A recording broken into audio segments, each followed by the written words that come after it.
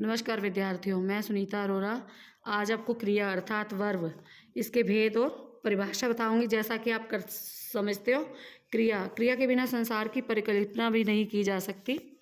तो क्रिया जो है, जिन पदों से किसी कार्य के करने या होने का बोध होता है, क्रिया कहते हैं। धातु जो है क्रिया के मूल रूप को कहते हैं जब वर्क पेंडिंग पड़ा होता है, जैसे हंसना, बोलना, खाना, रोना, पढ़ना। जब हम ये करने लग जाएं, पढ़ना जैसे पढ़ रहा है, काम हो रहा है, खाना खा रहा है, बैठ रहा है, ये सब क्या है? काम के होने को क्रिया कहते हैं। करना या होने को क्रिया कहते हैं। और जब ये धातु है, जो क्रिया का जो मूल रूप धातु है, उसमें हम प्रत्यय लगा देते हैं। तो जैसे खाक में हमने ना प्रत्यय लगाया तो खाना हो जाएगा। तो क्रिया के जो क्रिया किसी काम के करने या होने का बोध कराने वाले पद क्रिया कहलाते हैं। और क्रिया के भेद, टाइप्स ऑफ वर्ब, कर्म के आधार पर क्रिया के दो भेद होते हैं, अकर्मक क्रिया और सकर्मक क्रिया। अकर्मक क्रिया जिस क्रिया का होना या करना कर्ता में ही निहित रहे, जिसके साथ कर्म ना हो, उसे अकर्मक क्रिया कहते हैं। जैसे मैंने बोला, बच्चा हंस रहा है, घोड़ा बैठा है, लड़का सो रहा है, वह गा रहा है, ये सब क्या है? अकर्मक क्रिया, क्योंकि इस क्रिया में कर्म नहीं है। जैसे मैंने कहा कि वह गा रहा है, हमें नहीं पता वो क्या गा रहा है, सिर्फ गा रहा है, तो इसमें कोई कर्म नहीं है, तो ये हो गया अकर्मक क्रिया। और सकर्मक क्रिया वो होती है जिन क्रियाओं में कर्म होता है। मैंने कहा वह गा रहा है या राम गा रहा है, तो हमें नहीं पता राम क्या गा रहा है, भजन गा रहा है या गीत गा रहा है या गज़ल गा रहा है। तो जिसमें हमें पर्टिकुलर पता होता है कि क्या गा रहा है, हमने कहा राम गीत गा रहा है या राम भजन गा रहा है या गज़ल गा रहा है, तो ये हो जाएगी सकर्मक क्रिया।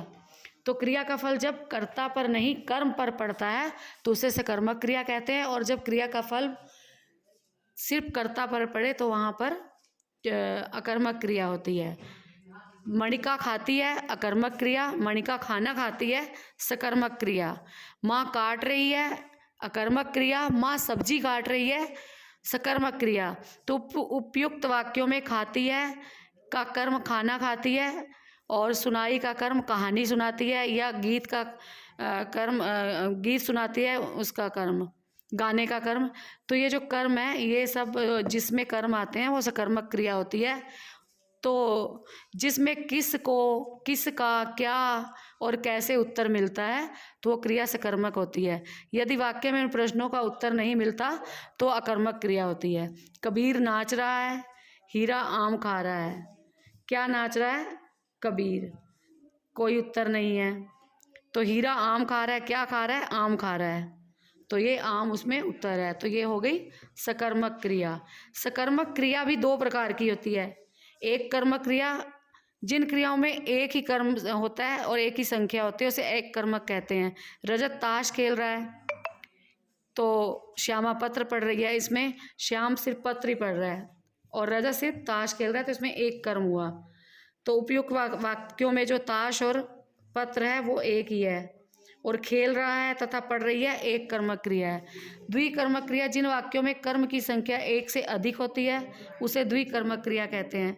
दीपिका ने पिता को पत्र लिखा और पिता ने दीपिका को कपड़ा दिया। इन वाक्यों में पिता, पत्र और दीपिका और कपड़ा दो दो कर्म है, अतः भेजा और दिया द्विकर्मक क्रिया होगी। द्विकर्मक क्रिया की पहचान के लिए क्रिया के साथ क्या, किसे, किसको प्रश्न करने पर यदि उत्तर प्राप्त हो जाता है तो द्विकर्मक क्रिया होती है। दीपिका ने पिता को क्या भेजा? पत्र भेजा, तो हमें उत्तर प्राप्त हो गया। द्विकर्मक क्रिया में दो कर्म होते हैं, जिसमें एक पद प्रधान होता है और दूसरा गौण, और उसमें कारक प्रसर्ग को लगा होता है, तथा गौण कर्म के बाद या क्रिया से पहले आता है। उपयुक्त वाक्यों में पिता तथा दीपिका गौण कर्म है और पत्र और कपड़ा मुख्य कर्म है। अब हम पढ़ेंगे, पहले हमने पढ़े कर्म के आधार पर क्रिया के भेद। कर्म के आधार पर क्रिया के दो भेद होते हैं, अकर्मक क्रिया और सकर्मक क्रिया। तो मैंने आपको बताया अकर्मक क्रिया में कर्म होता है। जैसे मैंने कहा राम लिखता है, तो हमें पता नहीं है राम क्या लिखता है, तो ये अकर्मक क्रिया हो गई। और मैंने बोला राम पत्र लिखता है, तो हमें पता है कि क्या लिखता है, तो ये हो गई सकर्मक क्रिया। जिस क्रिया में कर्म होता है वो सकर्मक क्रिया, और जिस क्रिया में कर्म नहीं होता वो अकर्मक क्रिया होती है। अब हम पढ़ेंगे संरचना के आधार पर क्रिया के भेद। संरचना के आधार पर क्रिया के 5 भेद होते हैं: सामान्य क्रिया, संयुक्त क्रिया, पूर्वकालिक क्रिया, नाम धातु क्रिया और प्रेरणार्थक क्रिया। सामान्य क्रिया वो होती है जिन वाक्यों में एक ही मूल धातु से बने क्रियापद होते हैं। जैसे पिताजी ने कहानी लिखी, माताजी ने दवाई पी, दादी गुड़िया लाई या मनोरमा स्कूल गई। तो ये हो गया उपयुक्त वाक्यों में लिखी, पी, लाई, गई। ये एक जो है लिख धातु, पी धातु, ला धातु से बने क्रियापद हैं, अतः ये सामान्य क्रिया है। दूसरी है संयुक्त क्रिया, जहाँ वाक्य में प्रयुक्त एक से अधिक धातुओं से बने क्रियापद हो, उन्हें संयुक्त क्रिया कहते हैं। जैसे अध्यापक जी अंग्रेजी पढ़ाने लगे, अभय 2 घंटे तक तैरता रहा, शिक्षक अपने घर चले गए। उपयुक्त वाक्यों में पढ़ाने लगे, तैरता रहा, चले गए, और ये सब जो है 2-2 धातुओं से बने पद हैं, अतः ये संयुक्त क्रिया हैं। संयुक्त क्रिया से पहले क्रिया मूल क्रिया और दूसरी क्रिया रंजक मतलब सहायक क्रिया होती है। जैसे मैंने शरबत पी लिया, इसमें पी क्रिया मूल क्रिया है और लिया रंजक क्रिया है, तो पी लिया संयुक्त क्रिया हो गई। तीसरा इसका भेद है संरचना के आधार पर नाम धातु क्रिया। जो क्रिया पद धातु के अलावा संज्ञा, सर्वनाम, विशेषण आदि से बनते हैं, वो नाम धातु क्रिया कहलाते हैं। उदाहरण जैसे संज्ञा बात से बतियाना, हाथ से हथियाना, चिकना से चिकनाई या गरम से गरमाना आदि, ये जो है संज्ञा और सर्वनाम और विशेषण आदि से ये नाम धातु क्रिया बनती है। तो संज्ञा से बनी नाम धातु क्रिया कुछ और भी हैं: लात से लत्याना, शर्म से शर्माना, लज्जा से लजाना।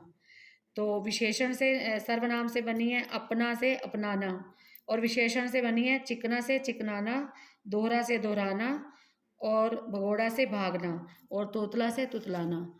तो ये जो है आपकी, अब हम पढ़ेंगे इसका चौथा प्रेरणार्थक क्रिया, जिस क्रिया में शब्द से इस बात का पता चले कि कर्ता काम खुद नहीं करके दूसरे से करवा रहा है, वह प्रेरणार्थक क्रिया होती है। जैसे अध्यापिका ने छात्र से पत्र लिखवाया, अध्यापिका ने छात्र से पत्र लिखवाया, खुद नहीं लिखा। तो जब काम खुद ना करके दूसरे से करवाया जाए तो उसमें प्रेरणार्थक क्रिया कहती हैं। पिताजी पत्र लिखवा रहे हैं, दादी ने तुमसे पत्र पढ़वाया, तो ये लिखवाया पढ़वाया जिसमें होता है, ये प्रेरणार्थक क्रिया होती है। मतलब काम खुद ना करके किसी दूसरे को निर्देश दे के काम करवाना, तो प्रेरणार्थक क्रिया है। पांचवा जो संरचना के आधार पर क्रिया का भेद है वो है पूर्वकालिक क्रिया। वाक्य में मुख्य क्रिया से पहले यदि कोई क्रिया हो चुकी है तो उसे पूर्वकालिक कहते हैं। सुमित जो है कपड़े धोकर सुखा रहा है, मतलब सुमित ने कपड़े धो लिए हैं, अब वो धोकर सुखा रहा है, धुले हैं कपड़े तभी सूख रहे हैं, तो क्रिया पहले से हो चुकी है, तो इसलिए इसे पूर्वकालिक क्रिया कह देंगे। मन्नू बैठ कर पढ़ रहा है, मतलब मन्नू मतलब बैठा हुआ है, तभी उसने पढ़ना शुरू किया, तो बैठा पहले से है। तो सौम्या खेल कर आई है, या सौम्या खेल कर सो गई, मतलब खेल कर आई और सो गई, तो पूर्वकालिक क्रिया कहेंगे इसे। तो उपयुक्त वाक्यों में सुखा रहा है, आई है, पढ़ रहा है, धोकर, खेल कर, बैठ कर, ये पूर्वकालिक क्रिया हैं। और एक होती है अपूर्ण क्रिया। ये जब क्रिया वाक्य में प्रयोग होते हुए भी स्पष्ट अर्थ प्रकट नहीं कर पाती, उसे अपूर्ण क्रिया कहते हैं। जैसे राजीव गांधी भारत के थे, मोहन खरीद रहा है, मोहन क्या खरीद रहा है? अपूर्ण है, हमें नहीं पता वो क्या खरीद रहा है। तो उपयुक्त दोनों वाक्यों में व्याकरण की दृष्टि से पूर्ण है, किंतु वाक्यों के अर्थ अपूर्ण है, मतलब पूरे नहीं है। नीचे यह वाक्य पूर्ण रूप से लिखे जा रहे हैं: राजीव गांधी भारत के प्रधानमंत्री थे, और मोहन क्या खरीद रहा है? फल। तो आपको समझ में आ गया होगा। तो आगे मैं इसे और एक बार समझाऊंगी। तो अब आशा करती हूँ इसको आप समझ गए होंगे कि क्रिया जो है किसी काम के करने या होने को कहते हैं, और धातु जो है क्रिया का मूल रूप है। तो आप घर में रहिए, सुरक्षित रहिए, स्वस्थ रहिए। धन्यवाद।